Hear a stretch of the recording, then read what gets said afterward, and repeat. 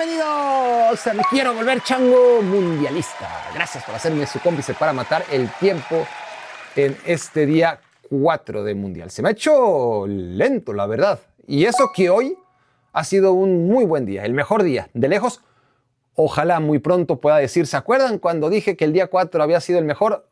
El día de hoy fue mucho mejor que aquel día 4. Ojalá sea pronto y no pasen las jornadas, los días y caiga esta jornada 4 que estuvo bien, pero no fue tampoco tan extraordinaria y no se empiece a idealizar, ¿no? Y que se convierte en un canon insuperable. Ojalá no es así, pero por ahora con la referencia que tenemos de este mundial naciente en el que ya han desfilado la primera mitad de los contendientes. Hoy hemos llegado a 24 países y por ello voy a empezar mi primera de las 10 reflexiones de esta madrugada con la actualización del Power Ranking. Cada día voy actualizando el Power Ranking de las 8 mejores selecciones de lo que hemos visto en el Mundial. Y tan bueno fue lo de hoy, comparado con lo de ayer, antier y el primer día, que 6 selecciones que jugaron hoy se metieron en el top 8. Solamente 2 de los 8 equipos que jugaron hoy quedan fuera. Uno de ellos es Túnez, el otro es Curazao. Los otros 6 están adentro y cambian completamente el panorama del Power Ranking, que mantiene a Estados Unidos como primer lugar. Ahora está Alemania en segundo lugar. Claro, no podía ponerlo mucho más abajo, pero bueno, ya hablaré de la victoria de Alemania, que no nos dice gran cosa, pero bueno, de inicio vamos a ponerlo en el número 2 tras su goleada a Curazao. Número 3 para Marruecos y su empate contra Brasil. Son los 2 que sobreviven de las jornadas pasadas, Estados Unidos y Marruecos, porque a partir de ahí pongo a Suecia en el cuarto lugar, tras vencer, golear de manera convincente a la selección de Túnez. En el número 5 a Países Bajos, de partido incompleto, del que también ya hablaré. 6 Costa de Marfil, que hoy jugó en contra de Ecuador. 7 Ecuador y 8 la selección japonesa, que empató contra Países Bajos. Es decir, que hoy entra Suecia por su goleada, Alemania por su goleada, y tanto Países Bajos y Japón como Costa de Marfil y Ecuador por sus empates. Vamos a empezar entonces a desgranarlo con la reflexión número 2. La reflexión número 2 me lleva justamente al que ocupa el último lugar del Power Ranking de los 8 equipos más destacados tras el primer corte, ¿no? La primera mitad del desfile de equipos. Va a salir pronto, quiere decir, a la menor actuación convincente, el primero que va a salir del top 8 es Japón. Hoy Japón me parece la historia más importante dentro de todo lo que pasó hoy. Curazao fue una gran historia que contar, compartir y disfrutar. Alemania y su goleada no deja de ser una historia. Túnez es la historia de siempre, es su propia historia. Suecia también es una historia de la que hablaré, y la de Costa de Marfil y la de Ecuador y la de Países Bajos. Pero de las 8 historias que se contaron hoy, la más trascendente fue la de Japón. Japón hoy no me convenció. Japón hoy no me parece que haya hecho un buen partido. Japón no creo que mereció ganar. Pero Japón sacó el punto. Y cuando digo que Japón es la mejor historia de las 8, no tiene que ver con que haya empatado contra Países Bajos. Contra Países Bajos empata cualquiera. Hasta México empató con Países Bajos, una mucho mejor selección, Orange, en 1998. Y no es el hecho de haberle empatado. Es el hecho de que equipos como Japón, que son selecciones en vías de desarrollo, que van dando pasos sólidos, constantes, convincentes, pero que generalmente necesitan jugar bien para tal vez ganar, ¿no? Lo normal es que jueguen bien y no les alcance, o que pierdan de manera injusta, o que ganen y que deslumbren y que impacten, como ocurrió en el Mundial pasado, ¿no? En contra de Alemania y en contra de España en la fase de grupos.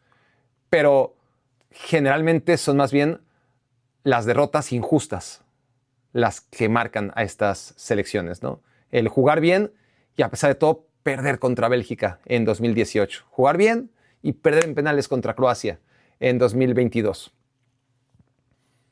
Cuando un equipo que está en vías de desarrollo logra dar la vuelta a la situación y que un partido importante ante un rival importante, no merecer ganarlo, o no merecer sacar puntos y sacar el resultado, ahí se está dando un paso interesante a seguir.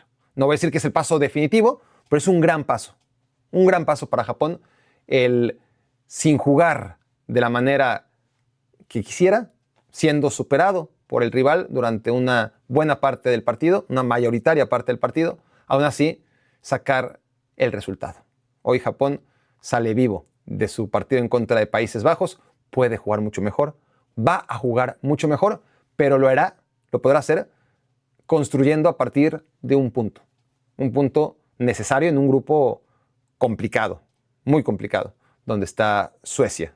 No lo digo por Túnez, evidentemente, pero entre Suecia, Países Bajos y Japón, los tres seguramente estarán en la siguiente ronda y ya veremos quién como uno, quién como dos y quién como tres, pero Japón tenía que no perder este partido y logró sacar el resultado sin merecerlo, como hacen los equipos grandes, como solo hacen los equipos grandes. Y no estoy hablando de dominios, insisto, ¿no? Como, claro, podrán decirme, es que Qatar fue dominado y empató, ¿también es un equipo grande? No, lo Qatar fue una chiripa.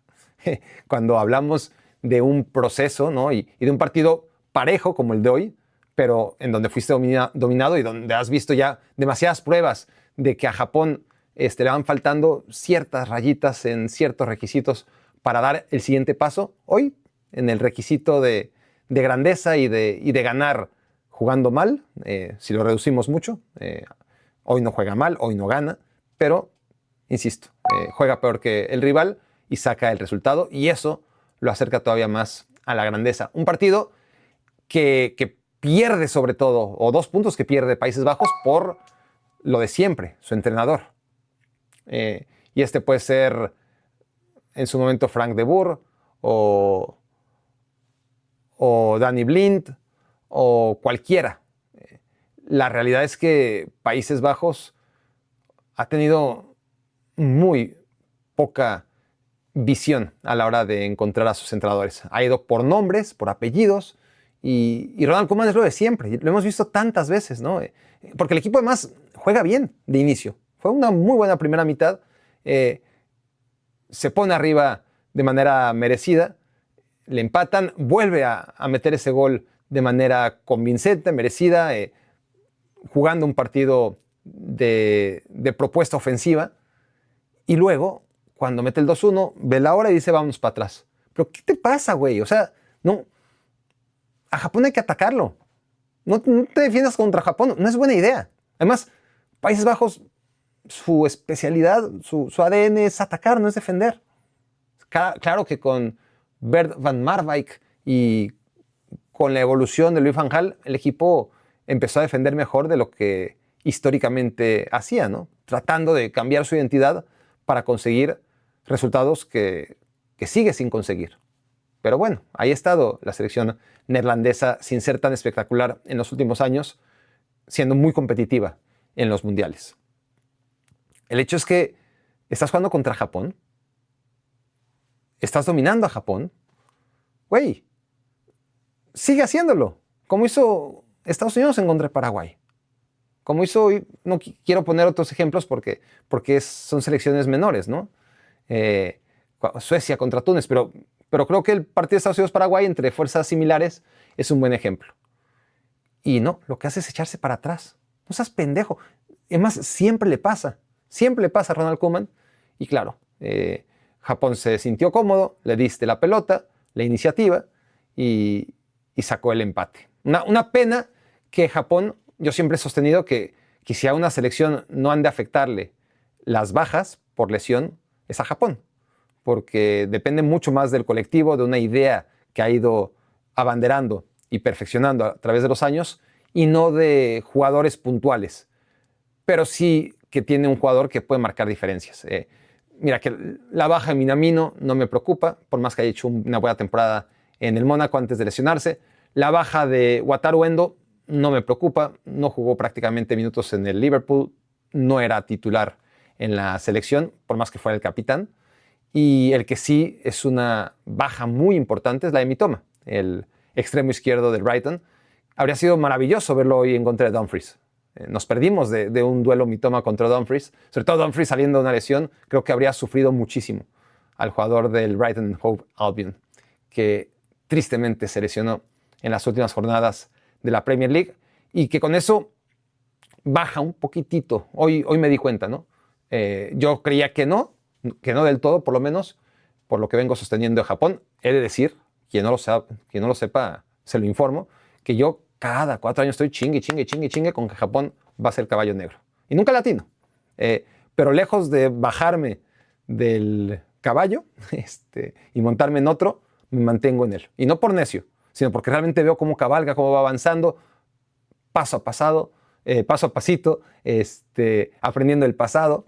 Y claro, yo decía, va a ser el caballo negro desde 2002, me acuerdo que dije, pero porque era el anfitrión, eso no era caballo negro, ¿no? Pero 2006, 2010 sí lo abandoné, pero para 2014 yo estaba convencido, Japón va a ser el caballo negro. No fue. 2018 va a ser. Y no lo fue, pero casi. 2022, casi. Es decir, se quedó en octavos de final. No pudo ser el caballo negro, pero venció en la fase de grupos a España y Alemania, ¿no? Entonces, yo me quedo en este caballo. Creo que este puede ser su mundial, pero hoy me decepcionó. Por un lado, creo que es una selección que puede dominar a la de Países Bajos. No lo hizo, no salió en su día, pero por otro lado, como digo, paradójicamente, esto creo que puede fortalecer la idea de que Japón es un equipo que hasta en los malos días puede sacar sus resultados y eso alimentar, ¿no? De cara a a este desarrollo de Japón como potencia futbolística, un desarrollo lento pero seguro. Vámonos a la reflexión número 3. El día de hoy, la cuarta jornada mundialista, empezó en la mañana viendo al Leroy Sané como titular de la selección alemana en 2026. No digo que el Leroy Sané esté viejo, pero es un cartucho tan quemado, ¿no? Desde que lo bajaron del Mundial en 2014, siendo una joven figura, y Joachim Löw lo había seleccionado y luego lo mandó a casa. En 2018 tuvo una nueva oportunidad. En 2022 tuvo otra oportunidad, por no hablar de las Eurocopas. Y no es que no merezca oportunidades, es que es una tras otra y no hace nada. Yo estoy convencido que algo muy perverso ha hecho en su vida, muy, pero muy, muy perverso y vergonzoso. Tuvo que hacer en su tiempo en el Bayern Múnich Julian Nagelsmann y lo cachó con las manos en la masa Leroy Sané. Es mi única explicación. Leroy Sané lo tiene agarrado a los huevos. Algo sabe que Julian Nagelsmann no quiere que se haga público. Y como Julian Nagelsmann es un tipo de bien, no puede mandar a matar a Leroy Sané, pues lo convoca a la selección, pase lo que pase.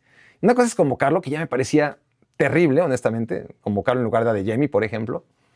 Y otra cosa es ponerlo de titular otra vez. Pero, güey, si no te funcionó en la Eurocopa, si no te funcionó en el Mundial pasado, si no te funcionó en la Eurocopa pasada, si no te funcionó en el Mundial antepasado, güey, no. Si no funcionó en el Bayern Múnich en los últimos 5 años, si no funcionó en el Galatasaray esta temporada, Dios, tan mal está el fútbol alemán.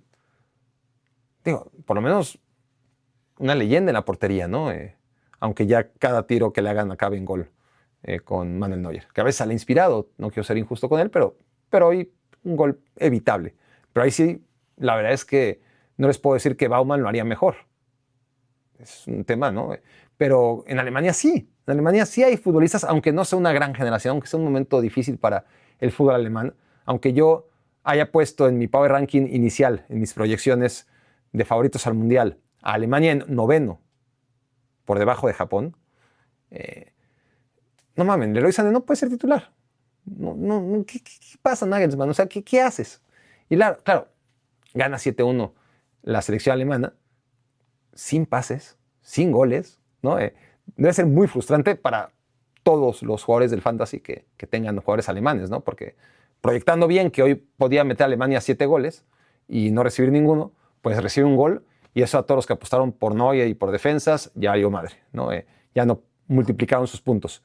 Y los que pusieron medios y delanteros, pues salvo que hayan puesto a Undav, que entró de cambio, o pues, por lo menos Havertz, que te metió 2 goles, los demás se fueron repartiendo, ¿no? Para el lateral izquierdo también, su gol y su asistencia, pero de medio campo adelante, pues un pasecito de Musiala, nada de Pavlovic,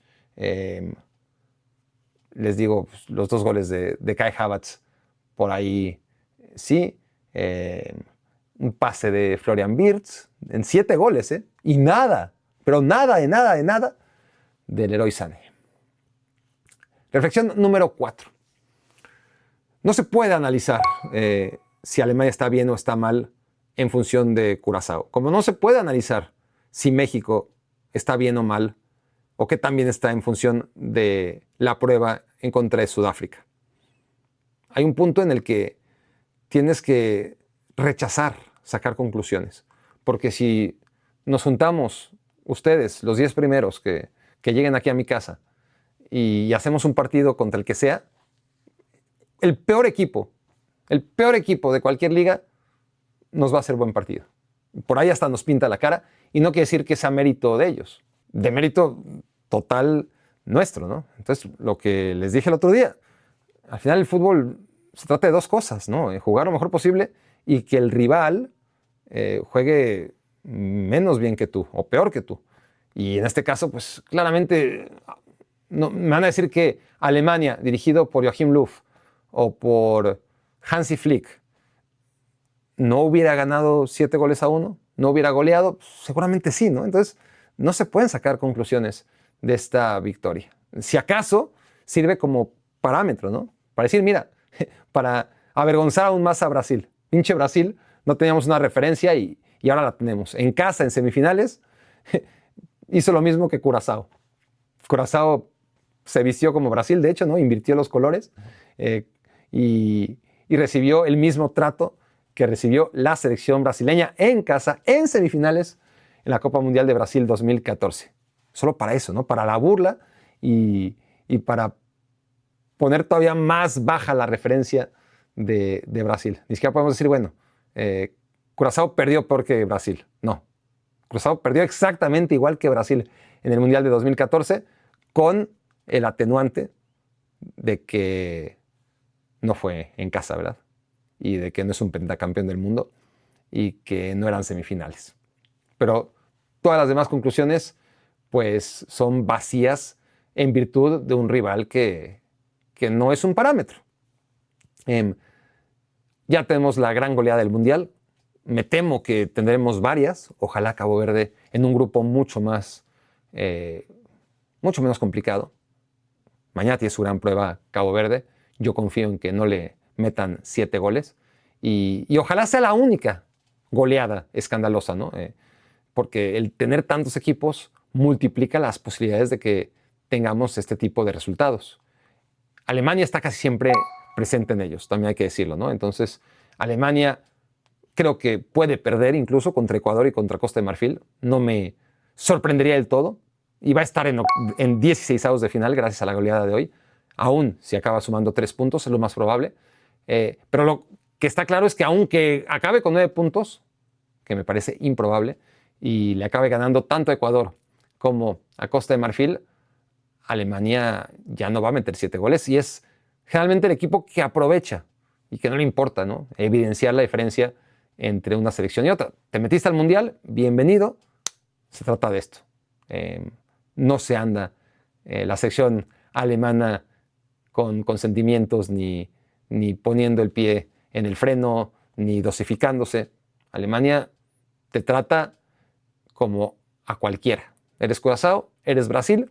Si te puedo meter 7, te meto 7, ¿no? En 2002, la gran goleada de Corea-Japón 2002 fue Alemania, 8, Arabia Saudita, 0.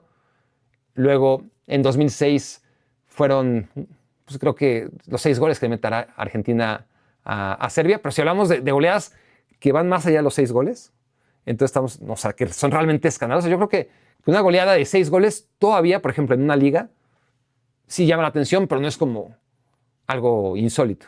Ya cuando hablamos de 7 goles, sí es algo que creo que marca el límite. Así como entre 3 y 4 goles empieza el límite o la frontera entre una victoria y una goleada, ¿no? Entre un margen de 3 goles y un margen de 4, goleada escandalosa e histórica está en el margen de 6, 7 goles, ¿no? Entonces, si pensamos en goleadas históricas recientes, de 7 goles para arriba, Alemania en 2002, 8-0 sobre Arabia Saudita, cuando conocimos muchos a Miroslav Klose.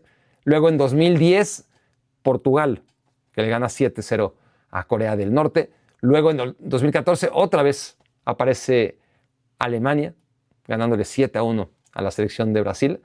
En 2022 aparece España, ganándole 7-0 a Costa Rica. ¿Quién iba a decir que iba a durar tan poco la aventura de España, ¿no? Y ahora 2026, Alemania otra vez, 7-1 a Curazao. Estamos hablando de que 3 de las 5 goleadas tremendas, y espero que no se me esté olvidando ninguna, pues si hablamos de 7 goles para arriba, yo creo que esas son las 5 que se han dado en este siglo, y 3 han sido descortesía alemana. Pero claramente el Mundial de Alemania no empezó hoy, empezará cuando mida fuerzas contra selección, primero contra la selección de Costa de Marfil y después contra la de Ecuador.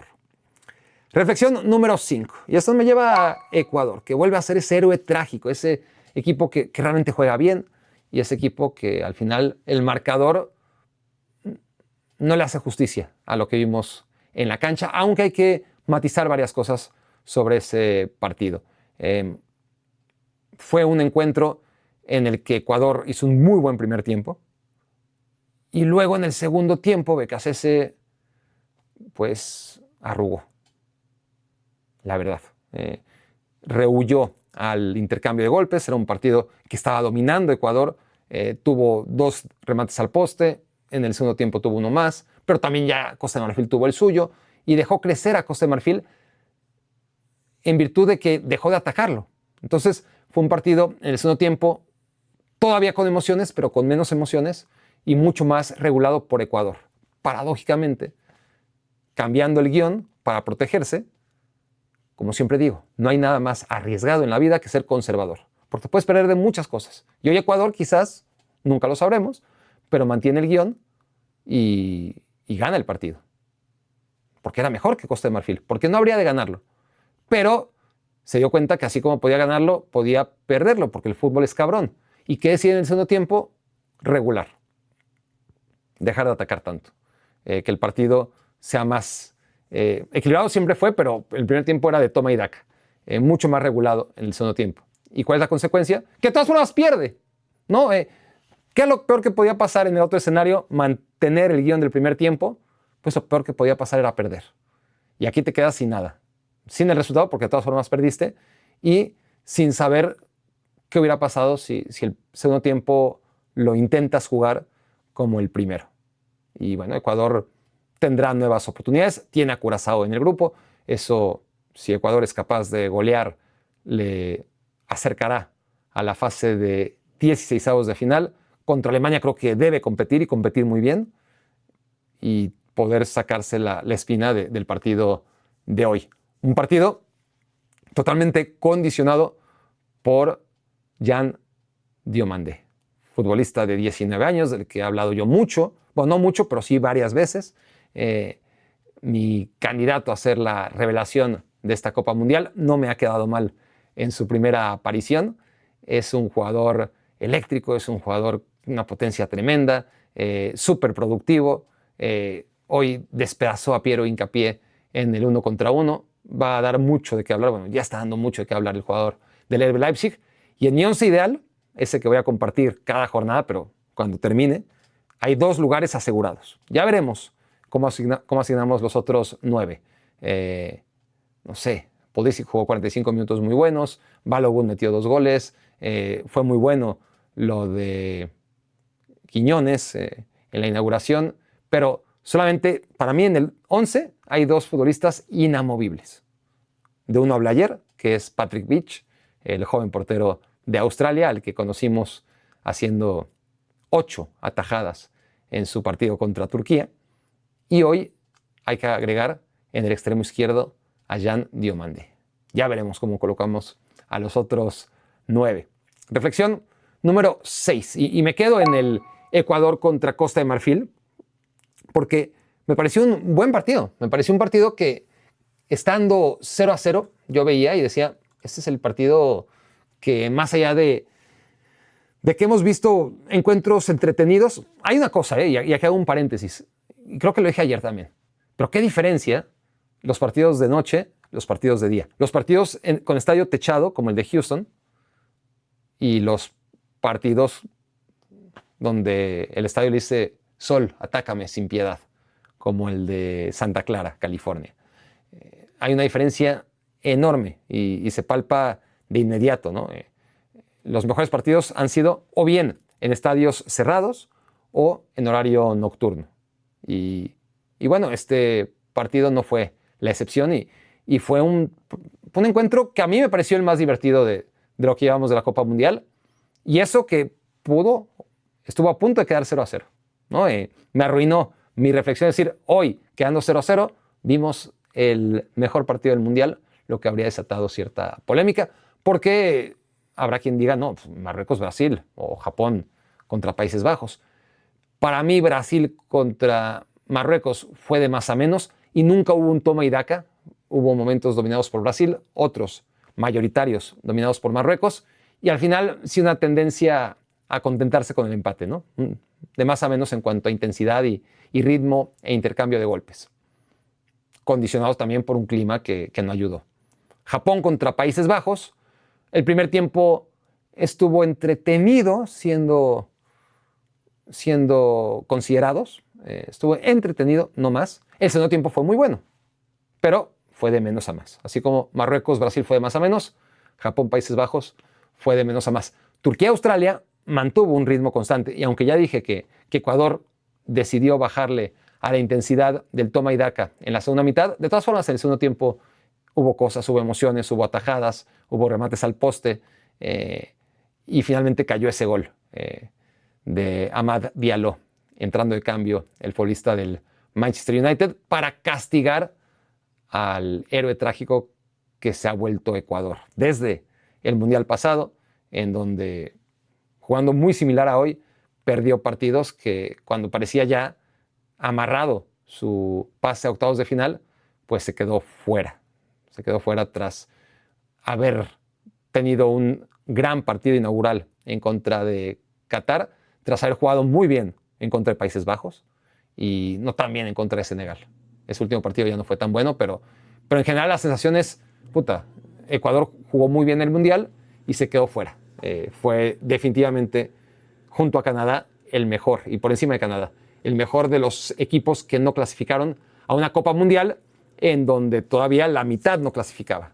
Ahora Ecuador, y sobre todo con Curazao en el grupo, tendría que alcanzarle, y ya veremos qué tanto le afecta, ¿no?, esta derrota de cara a quedar en un segundo o tercer lugar. El primer lugar ya parece muy, muy complicado, si no imposible, en el grupo, y ya veremos cuáles son las consecuencias en los cruces. A lo mejor te conviene, tal y como están las cosas, ser tercero y no segundo, porque si eres segundo, por ahí te toca contra Marruecos o contra Brasil, y si eres tercero, dependiendo del que te toque, pues a lo mejor tienes un mejor rival, ¿no? Entonces ya veremos hasta dónde llega Ecuador. Sigo teniendo confianza en el equipo, me gustó mucho su primer tiempo, y considero que Costa de Marfil también es un muy buen equipo. Yo hablaba en mi Power Ranking y en mis predicciones, ponía tanto a Costa de Marfil como a Ecuador entre los equipos candidatos por debajo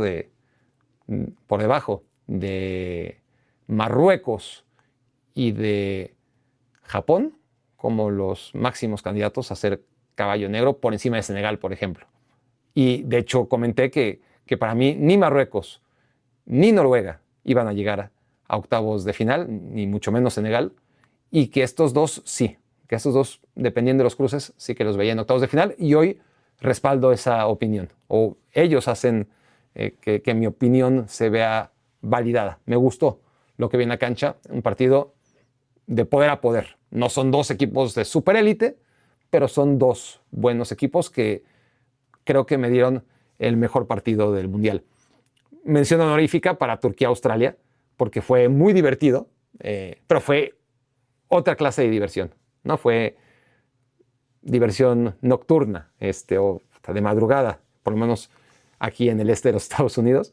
Fue unidireccional, ¿no? Es decir, Turquía atacó, Australia defendió, pero supo matar al contragolpe y lo hizo muy bien, ¿no? Se jugó el partido bajo sus términos. Pero partidos así de dos fuerzas equilibradas no ha habido. Generalmente ha sido un equipo aplastando al otro, o dos equipos cautos, o condicionados por el clima, con poca intensidad. Y aquí hubo mucha intensidad durante prácticamente todo el partido y me gustó mucho. Reflexión número 7. Y esta me lleva a Suecia, al último partido de la jornada. Una Suecia que deja muchas dudas en su proceso clasificatorio. Fue un desastre absoluto. Han parado en una Europa League en donde ascendió de tercera división a segunda división, lo cual no tiene ningún mérito. No tiene ningún mérito subir de tercera a segunda división, créanmelo. Pero bueno, por las reglas UEFA eso le permitió meterse al repechaje. Y en el repechaje, Suecia, como favorito, con un camino bastante asequible, logra meterse en el Mundial. Y hoy demuestra, aún contra Túnez, que se aplica lo mismo que dije de México contra Sudáfrica o de Alemania en contra de Curazao, entendiendo que hay niveles entre Curazao, Sudáfrica y Túnez, pero Suecia fue convincente, más convincente, por ejemplo, que México, ¿no? Ante un rival similar. Y Suecia, por compararlo con México, por ejemplo, tiene a figuras que lo pueden llevar lejos. No sé qué tan lejos, pero cuando tienes a Gyökeres, a Isak, a goleadores de ese calibre, y a Graham Potter, que parece que en el timón ha logrado recuperar que dentro de él hay un gran técnico, ¿no? Ese gran técnico del Brighton, que se perdió en el Chelsea, que en el West Ham se hundió y que de la nada le salió la posibilidad de dirigir a Suecia, por raro que pareciera, para sustituir a otro técnico rarísimo como Jon Dahl Tomasson. Y yo creo que con eso puede bastarle a Suecia, ¿no? Obviamente tiene más cosas. Tiene ahí en el defensa del Atalanta como líder en la retaguardia, pero si hablamos de Graham Potter, de Alexander Isak y de Viktor Gyökeres, creo yo que Suecia tiene para avanzar y llegar lejos, como suele hacer Suecia. Suecia es un equipo de esos que calladito, suele meterse en cuartos de final. Y que históricamente, si sacamos a las 8 o 9 grandes selecciones, nadie ha hecho tanto como Suecia, ¿no? Tantas veces en semifinales, una final de Copa Mundial. Bueno, si hablamos del ámbito olímpico, varias medallas de oro. Es una selección con mucha más tradición de lo que solemos creer y que además, no estoy hablando solamente del pasado remoto, ¿no? Se metió en cuartos de final recién en Rusia 2018 y no tan en el pasado fue tercer lugar en Estados Unidos 94. Así que, ojo, con la selección sueca, a pesar de que Kulusevski, que es un gran jugador y para mí el mejor jugador sueco, pues lleva 2 años lesionado prácticamente y ha dejado de ser el referente de Suecia y seguramente, salvo milagro, su carrera ya no podrá ser reconducida. Ahora, ¿qué pedo con Túnez? Sigo con la reflexión número 7. ¿Qué pedo con Túnez?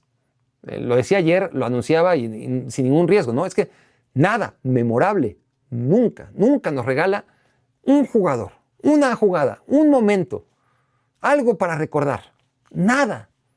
Pero nada. Es el equipo que menos te deja en cada Copa Mundial. Y siempre está ahí el cabrón. Siempre está ahí ocupando el puesto de otro equipo más simpático, otro equipo con más idea, otro equipo que intenta hacer algo. Túnez es como la pinche planta que está ahí, de plástico y que ya muévanla, traigan otra cosa, ¿no? Pero bueno, se gana claramente su posibilidad de ir a la Copa Mundial, pero una vez que está en la Copa Mundial, puta madre, siempre es lo mismo. Estaba haciendo la cuenta. Dije, es que para mí Túnez nunca hace nada e igual me pasa un poquito, no sé, ayer decía de Australia, ¿no? Que Australia la solemos o la suelo subestimar y luego ves sus resultados y son muy buenos, mucho mejor de lo que crees. Ya quisiera Túnez tener la mitad de resultados y de momentos que ha tenido Australia en las Copas Mundiales recientes. Ha estado en 7 mundiales Túnez. El 78 fue el primero, luego se ausentó durante mucho tiempo y volvió en 1998, por ahí. Es decir, ya son, de esos 7 mundiales, 6 son ya los mundiales modernos. Y en esos 7 mundiales, no solamente es que ha perdido siempre en la fase de grupos, nunca se ha metido a octavos de final, sino que no ha ganado un maldito partido, ni el primero ni el segundo. Es decir, ha ganado 3 partidos en total, en todas estas oportunidades. A México en el 78, a Panamá en 2018, a Francia en 2022, pero fueron el último partido de cada grupo ya eliminados.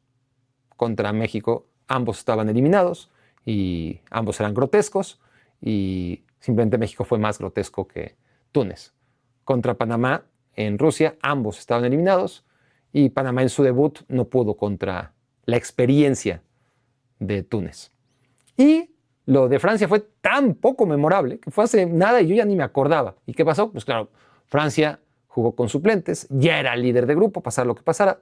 Túnez no tenía posibilidad de clasificar, pasara lo que pasara. Y bueno, Túnez sorprendió, entre comillas, a Francia en un partido en el que no se jugaban absolutamente nada. Un partido amistoso en el marco de una Copa Mundial. Harto de Túnez. Ese lugar, imagínense que lo ocupara una selección del resto del mundo. Una selección resto del mundo integrada por aquellos futbolistas cuyas selecciones no lograron clasificar. Claro, con un límite, ¿no? Italia, un máximo de 3. 3 italianos, por ahí también un tope de 3 daneses, nigerianos, cameruneses, y ahí podríamos ver a Mbeumo, a Osimhen, ¿por qué dije Osimhen? A Osimhen, perdón, me sonó raro Osimhen. A Osimhen, el nigeriano, a Mbeumo, el camerunés, a los 3 italianos que ustedes quieran, a los daneses que gusten, con un límite. ¿Y a poco no es genial mi idea? Sí, ya sé que no. Ya sé que a muchos no les gusta, pero no tienen sentido de la oportunidad que sería eso, ¿no? Estaría divertido por lo menos, ¿no? Igual sería criticado, es irreal, obviamente, pero imaginen cosas chingonas, ¿no? Estaría poca madre para mí la posibilidad de que, en lugar de que fuera Túnez, total son 48 selecciones, no le vas a quitar el lugar a nadie que se lo merezca, ¿no? Que clasifiquen 47 y déjale a... Y además todas las selecciones que no van al Mundial se sentirían un poquito representadas, ¿no? Los cameruneses tendrían a un equipo que apoyar, los nigerianos también, los italianos obviamente les daría pena y vergüenza, pero nos valen más de los italianos, ahí tendrían una pequeña representación. Y puta, mientras más hablo de ello, más me gusta la idea. ¿Por qué en FIFA no hay gente como yo? Carajo, estaría maravilloso en lugar de Túnez. ¿Quién quiere a Túnez? Pongan a una selección resto del mundo entre aquellos que quedaron eliminados y le va a poner más sabor que Túnez. Eso garantizado. Pierda, gane, va a dar de qué hablar, ¿no? Reflexión número 8. Ahí hablaba de Europa, de los equipos europeos de media clase que habían sido vergonzosos, que solamente Escocia había ganado y sin merecerlo en contra de Haití y que los demás habían dado más o menos pena en sus respectivos partidos. Hoy aparece Alemania, todos sabíamos que iba a golear y goleó, nada que comentar al respecto. Hoy aparece también Países Bajos, empata en contra de Japón, y hoy aparece Suecia y le gana a Túnez.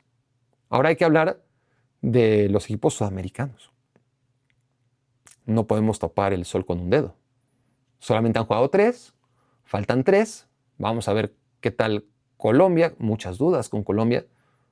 Le tengo fe a Colombia a pesar de todo. No mucha, pero algo. Uruguay, al que no le tengo nada de fe. Cero fe, que quede claro.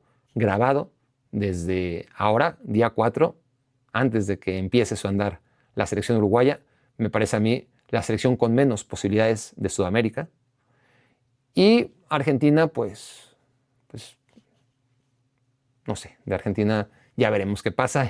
No es que le tenga fe, no es que la necesiten, no creo yo que trascienda más allá de semifinales. Para mí semifinales es su techo. Pero los que hemos visto, que son 3 selecciones, Paraguay un desastre absoluto en contra de Estados Unidos, Ecuador, ya hablé de ello, no fue un desastre, ni mucho menos, hace un buen partido en términos generales, merece ganar en términos generales, pero pierde. Y Brasil, que mereció perder en términos generales y empató en contra de Marruecos. Así que, bueno, son pocas muestras todavía. Son 3 equipos sudamericanos, pero la cosa no anda bien. No anda bien para los equipos de Sudamérica en este inicio de la Copa Mundial. Reflexión número 9. Cuando te compras un juguete nuevo, cuando tienes ropa nueva, la cuidas mucho, ¿no? Y sientes que la vas a cuidar mucho el resto de tu vida. La analogía que siempre hago es, porque eso es algo mío y no sé si lo comparte mucha gente, pero cuando traigo tenis nuevos, procuro siempre desamarrarlos primero y luego quitármelos. No sé cuántos de ustedes hagan lo mismo. Habrá quien lo haga siempre, independientemente de que los tenis sean viejos o nuevos. Habrá quien no lo haga nunca, que se los quita a lo bestia, ¿no? Traigo calcetines, por cierto, entonces no puedo ser muy gráfico, pero pues ya saben, ¿no? Te los quitas sin desamarrar las agujetas. Yo tengo la costumbre, siempre la he tenido, de cuando son nuevos, tenerles como un respeto, ¿no? No quitármelos así, a lo bestia, sino primero desamarrarlos y luego quitármelos. ¿Por qué estoy diciendo todo esto? Porque hay un día, no sabes cuándo, la primera vez en que tus ganas de quitarte los tenis, son más grandes que tu deseo de mantenerlos nuevecitos y de darles un respeto, de un cuidado digno de una prenda nueva. Y eso pasa con los mundiales. ¿Qué tiene que ver lo que estoy diciendo? ¿Ya van medio encontrando hacia dónde voy? A que en los mundiales, de inicio, pues lo queremos ver todo. Es irreal y mucho más en un mundial de 104, 108, 100 y pico partidos, ¿no? Una locura absoluta. Eran 52 cuando eran los tiempos de 24 selecciones, luego 64 y ahora son 104, ¿no? Y no veíamos todos, pero siempre teníamos la ilusión de vamos a verlos todos, por lo menos gente como yo, no sé cuántos de ustedes sean como yo. Pero llega un día en el que sin darte cuenta decides, a la chingada, igual ni lo piensas. No te desamarras las agujetas antes de quitarte los zapatos. Ese día es el primer día que decides, este partido no lo voy a ver. Tengo algo mejor que hacer. No me ha llegado todavía ese día, quiero decirles. El Qatar-Suiza, por poco. Estaba en el avión, tenía mucho sueño, no tenía tantas ganas de verlo, pero en una cabeceadita me desperté y dije, puta, estoy en American Airlines, ya lo sabía. American Airlines es patrocinador de la Copa Mundial, por lo tanto tienes la posibilidad de ver los partidos mientras viajas en el avión, lo cual es maravilloso. Y dije, puta, ¿cómo no lo voy a aprovechar? Estoy muy cansado, pero no mames, Barack. Güey, puedes ver un partido, no te duele más como puedes ver un partido del Mundial. Ni siquiera estás haciendo algo de provecho. Entonces, me perdí los primeros 20 minutos, he de confesarlo, pero vi el resto del encuentro, así que pasa como visto. Luego estuve muy tentado a no ver, ya llegando de viaje ayer, el partido de Escocia contra Haití, pero dije, le voy a dar una oportunidad y me fue envolviendo y yo estaba esperando una excusa para dejar de verlo y nunca la encontré. No, un nivel bajo, pero intensidad alta. Y no es que Haití jugara como jugó Qatar. Si Haití hubiera jugado como jugó Qatar a defenderse ya, pues evidentemente hubiera hecho otra cosa. Por el horario, porque estaba cansado, porque venía aterrizando de mi viaje a Los Ángeles, etc. Pero lo vi. Y hoy digamos que desamarré una agujeta y la otra ya me la quité. El otro Túnez ya me lo quité. Estoy hablando del Suecia-Túnez. Lo que pasa es que estaba haciendo el show en ESPN y luego, aunque acabé temprano, es decir, de las 2 horas que duró el show, me dejaron salir tras la primera hora, me retuvieron al pendejo porque me querían una pendejada, que querían que grabara y al final me dijeron que siempre no. Y en eso, pues me perdí el inicio del partido de Suecia en contra de Túnez.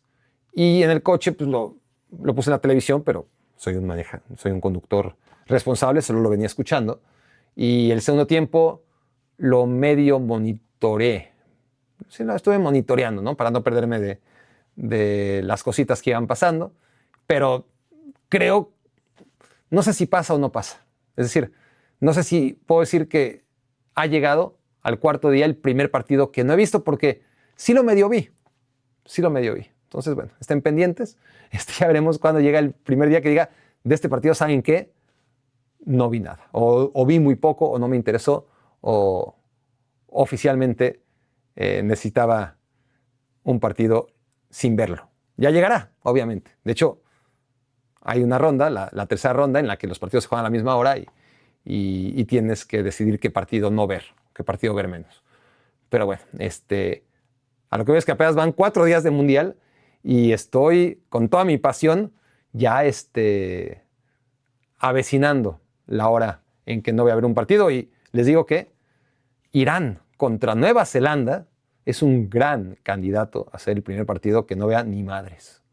Quizás me ponga a grabar, me quiero volver chango a la hora que estén jugando Irán y Nueva Zelanda. Quizás, pero ya veremos. Reflexión número 10. Mi momento favorito del día, ¿no? Mi misión es cada día que mi reflexión número 10, bueno, no tiene que ser la 10, pero una de las reflexiones sea mi momento favorito. Ayer fue el gol de Australia, el festejo a lo Tim Cahill. Y hoy, mi momento favorito, estoy ralentizando porque adentro de mí estoy tratando de decir, puta, ¿cómo se llama, güey? Y me regaño y me enojo y no puedo sacar el nombre y al mismo tiempo pues, estoy ya hablando de otra cosa, ¿no? Pero si a veces me oyen hablar extremadamente lento, es porque en mi cabeza sigo pensando en la cosa anterior y no me deja en paz. Estoy pensando todavía en cómo se llama el delantero de Australia que metió gol ayer. El delantero de 20 años australiano que metió gol ayer y no me sale. Y por más que trato de acordarme, no puedo y sigo sin poder. Así que gracias, Internet, por decirme que es Irankunda. Nestori Irankunda. Muy pronto. De hecho, ya a estas alturas todos deberíamos de tener muy claro su nombre y su apellido. Nestori, por lo menos su apellido, ¿no? Irankunda.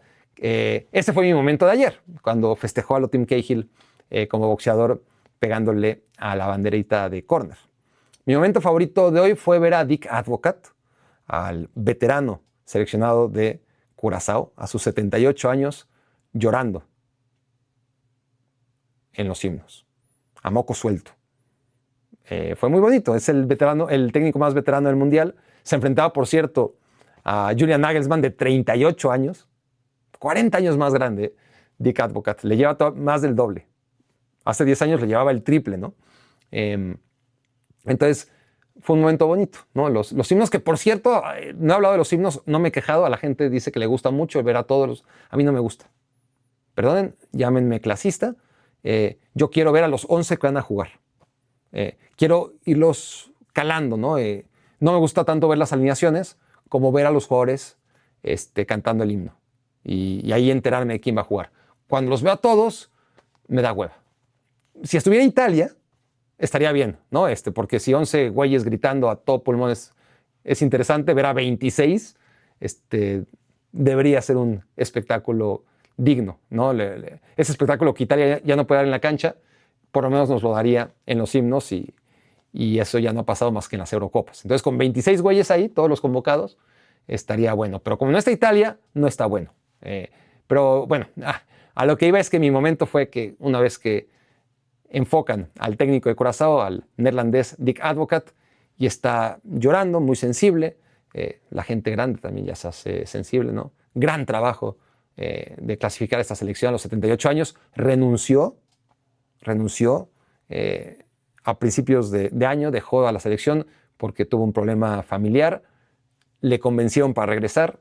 Hubo un motín, de hecho, en la selección de Curazao con Fred Rutten, el técnico también neerlandés. Obviamente, pues, 25 jugadores nacieron en Países Bajos y uno en Curazao, ¿no? Y bueno, afortunadamente parece que los problemas personales de Dick Advocaat se solucionaron, o por lo menos le permitieron tomar las riendas de regreso y dirigir a esta selección a la que logró clasificar de manera tan brillante a un mundial, Norteamérica 2026. Curazao está en un mundial, suena rarísimo, pero es así. Y hoy no hizo ni más ni menos que lo que hizo Brasil en su mundial, perder 7-1 contra Alemania, y no hay ninguna vergüenza en ello. Esto fue Me Quiero Volver Chango. Muchas gracias por haberme hecho su cómplice para matar el tiempo.